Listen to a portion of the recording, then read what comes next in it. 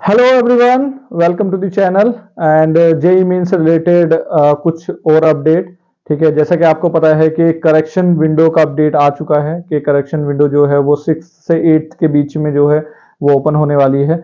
Correction window में कोई भी अगर आप करेक्शन करते हो उसको रिगार्डिंग कोई भी चार्ज ऐसा कुछ जो है वो पे करने की नहीं होगा। That mean that is a free of cost kind of thing, और जो कि हम लोगों ने फॉर्म के लिए फीस पे कर ही दी है। अच्छा, फीस से रिलेटेड अगर मैं बात करूं, आज रात 9 बजे, क्योंकि आज लास्ट डेट है, ठीक है, 4 दिसंबर तक एक्सटेंड कर दी गई थी डेट, एंड आज लास्ट डेट है। तो कृपया करके जिन लोगों ने फॉर्म कंप्लीट कर दिया है, ठीक है, और जिन्होंने नहीं किया है वो भी कंप्लीट करें 9 बजे से पहले, और जिन लोगों ने कंप्लीट कर लिया है वो एक बार जाकर पोर्टल पर जाकर एक बार एप्लीकेशन स्टेटस को देख लें। पेमेंट पेंडिंग वाला कुछ नहीं होना चाहिए। जितनी भी फीस है, ठीक है, उसका पेमेंट जो है रात के 9 बजे से पहले हो जाना चाहिए, वरना अगर ऐसा नहीं होता है तो देन फिर जनवरी अटेम्प्ट में हम लोग एलिजिबल नहीं होंगे। देन फिर वो वाली सिचुएशन जो है वो अप्रैल में शिफ्ट हो जाएगी। इस बार काफी अच्छा अट्रैक्शन देखने को मिल रहा है। जेई मेन में 14 लाख प्लस स्टूडेंट्स रजिस्टर कर चुके हैं, ठीक है, एंड होपफुली अभी कुछ और रजिस्ट्रेशन जो है देखने को मिल सकते हैं। तो कहीं ना कहीं 14,15,000 के आसपास जो है फाइनल रजिस्ट्रेशन लगभग बैठेंगे। ठीक है, ये काफी सालों के बाद ऐसा देखा गया है कितना रजिस्ट्रेशन जब से जेई मेन के नाम से हुआ है। दैट मीन 2013 से पहले जो है वो एआई ट्रिपल ही होता था। तो 2013 के बाद से जेई मेन के अंदर इतना रजिस्ट्रेशन कभी नहीं देखा गया है। ठीक है, अगर लास्ट ईयर की बात करें तो लास्ट ईयर की बात करें तो जनरली फर्स्ट सेशन में हमारा 8-9 लाख बच्चे लगभग जो है रजिस्टर करते थे, सेकेंड अटेम्प्ट के लिए करते थे। इस बार फर्स्ट अटेम्प्ट में ही जो रजिस्ट्रेशन है वो कहीं ना कहीं 5 लाख एडिशन में है। ऑल्दो ये तो रजिस्ट्रेशन का नंबर है, ठीक है, मतलब इसमें कुछ डमी फॉर्म्स भी हो सकते हैं, कुछ ऐसे फॉर्म भी हो सकते हैं जो आगे जाके प्रोसीड नहीं हुए, मतलब फाइनलाइज नहीं हुए। ठीक है, तो टोटल नंबर है ये, ठीक है, बट एक्चुअल स्टूडेंट्स का इससे कोई इतना मेजर जजमेंट नहीं है। ठीक है, तो कहीं ना कहीं जो अपीयर स्टूडेंट्स हैं वो कहीं ना कहीं तब पता चलेंगे जब हमारा मेंस का पेपर रहेगा। अच्छा, हम लोग जो बेसिकली आज का जो हमारा एजेंडा है वो इस रिगार्डिंग है कि कौन कौन सी चीजें हैं जो कि करेक्शन में चेंज हो सकती है और कौन सी ऐसी चीजें हैं जो करेक्शन में चेंज नहीं हो सकती हैं। ठीक है, तो पहले बात मैं ये कर रहा हूँ कि सब लोग जो लोगों ने फॉर्म फिल किया है तो आधार से वेरीफाई किया होगा। जब हम लोग आधार से वेरीफाई करते हैं तो नेम, डेट ऑफ बर्थ, ये सारी चीजें, जेंडर, सब आधार के डेटा से ही उठाता है।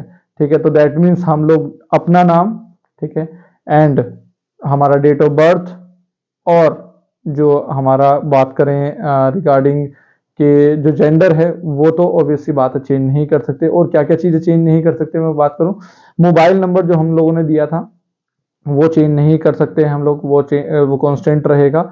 एंड जो हमारा एड्रेस है वो प्रेजेंट एड्रेस हो सकता है, वो परमानेंट एड्रेस हो, दोनों तरह के एड्रेस जो हैं वो चेंज करने की जो पॉसिबिलिटी है वो नहीं रहेगी। दैट मीन जब पोर्टल ओपन होगा जब और अच्छे से ये चीज जो है आपको उधर नजर आ जाएगी।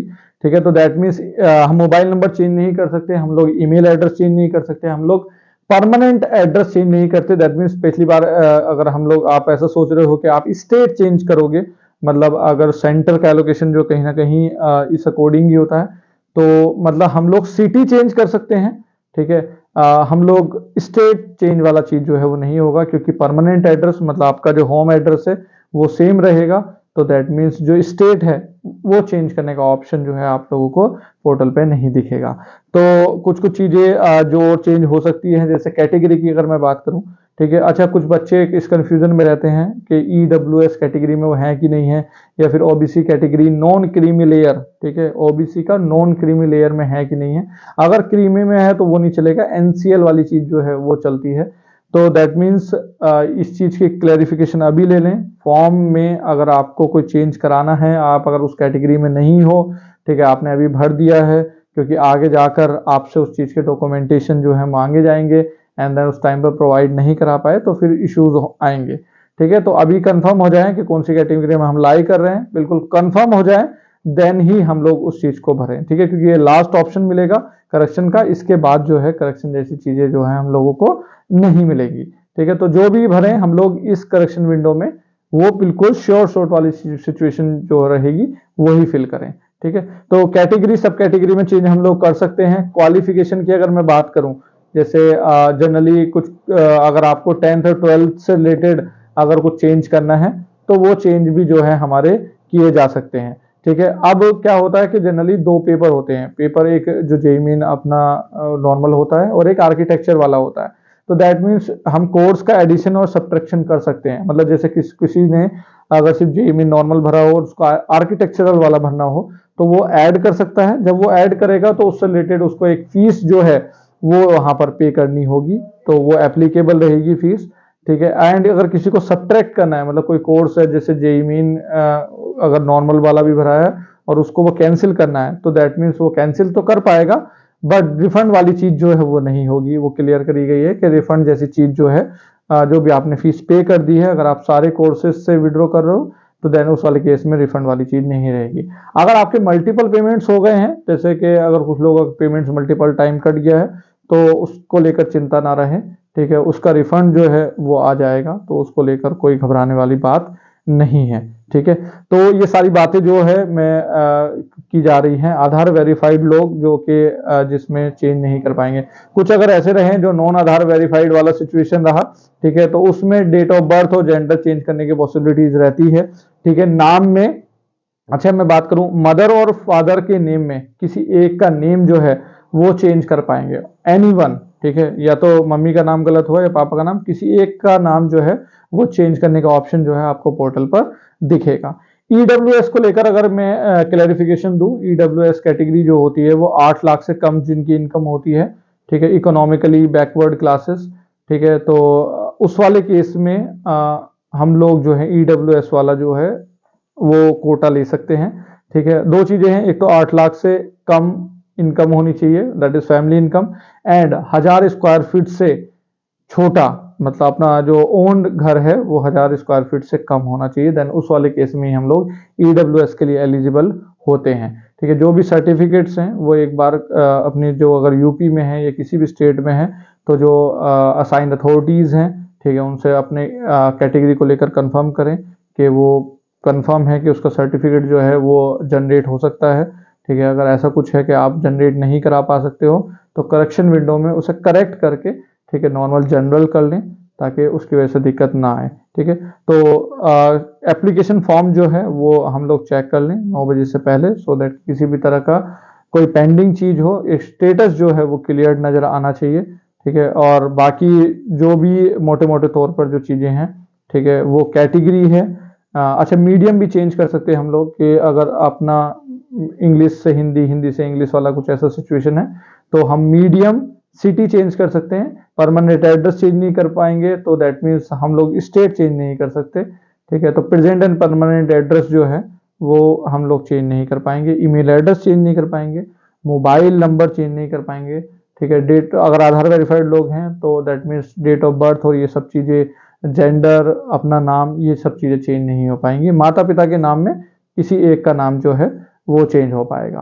तो जनरली कुछ कुछ ये वाली चीज़ें हैं। ठीक है, आर्किटेक्चरल वाला फॉर्म अगर आपको भरना है तो आप अगर पहले डिसाइड नहीं था और अब ऐसा कुछ फाइनलाइज हो रहा है कि वो वाला फॉर्म भी भर देते हैं तो देन आप उस कोर्स को ऐड करके उससे रिलेटेड जो भी फीस रहेगी वो आपको पे करनी है। ठीक है, एंड देन फिर वो चीज़ जो है वो ऐड हो जाएगी। ठीक है, तो 6 दिसंबर से लेकर 8 दिसंबर के बीच में ये प्रक्रिया है, इसको ध्यान से पूरा करें, इस बार कोई गलती ना हो। ठीक है, तो इस हबड़ा तबड़ी में ना भरे। ठीक है, 6 दिसंबर को ही वो पोर्टल खोलकर चीज़ें आराम से तसल्ली के साथ जो है वो चेंज कर ली जाए, वेरीफाई करके चेंज कर ली जाए, दैट मीन्स आपको कंफर्म पता हो कि इस कैटेगरी में हम लाई कर रहे हैं और कोई भी जो नेम वेम वाली चीज़ें हैं वो सारी चीज़ें बिल्कुल एग्जैक्ट, किसी भी तरह की कोई स्पेलिंग मिस्टेक इस तरह का कुछ नहीं होना चाहिए। ठीक है, क्योंकि आगे जाकर ये सारे डॉक्यूमेंट जो हैं वो कहीं ना कहीं एडवांस वाली, अच्छा अभी कोई भी सर्टिफिकेट जो है अपलोड करने वाला सिनेरियो नहीं था। ठीक है, तो दैट मीन्स वो सारी चीज़ें जो हैं हमारी एडवांस के दौरान फॉर्म फिलिंग में या फिर काउंसलिंग के दौरान ये सब चीज़ें ले ली जाएंगी, तो उसको लेकर कोई वो नहीं है घबराने की जरूरत। तो इन सब चीज़ों को बनाकर मतलब रेडी फॉर्म में रखना है हमको, सो दैट कि जब अगर हमसे डिमांड की जाए, हमसे मांगा जाए तो देन फिर उस वाले केस में हम लोग प्रोवाइड कर पाएँ। ठीक है, ओके, बाकी आराम से तसल्ली से इस चीज़ों को करें। ठीक है, और साथों साथ अपना जो पढ़ाई का मोमेंटम है, ठीक है, उनको, अगर मैं 12th वाले बच्चों के लिए बात करूं तो प्रैक्टिकल्स, वाइवा, ठीक है, या फिर प्री बोर्ड्स, इनकी वजह से ज़्यादा डिफ्लेक्ट ना होने दें। ठीक है, स्कूल जब बुला रहा है तो एज अ फॉर्मेलिटी की तरह जाएं।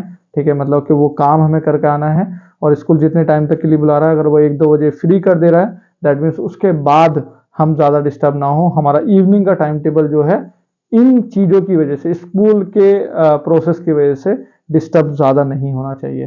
ठीक है, दिसंबर का महीना है जिसमें आप अपना 11th-12th जो है, ठीक है, अच्छे से करके, ठीक है, सेट करके रख दीजिए, सो दैट कि जो जनवरी की टेस्ट सीरीज रहेगी आपकी, जितने भी टेस्ट बेसिकली जहां भी आप लोग दे रहे हो, ठीक है, उसमें वो मार्क्स जो हैं अच्छे नजर आने तभी आएंगे जब हम लोग दिसंबर में वो कहीं ना कहीं उतना काम उससे रिलेटेड करके रख चुके होंगे। ठीक है, ओके, बाकी मिलते हैं और चीज़ों से रिलेटेड। ठीक है, तब तक के लिए बाय बाय।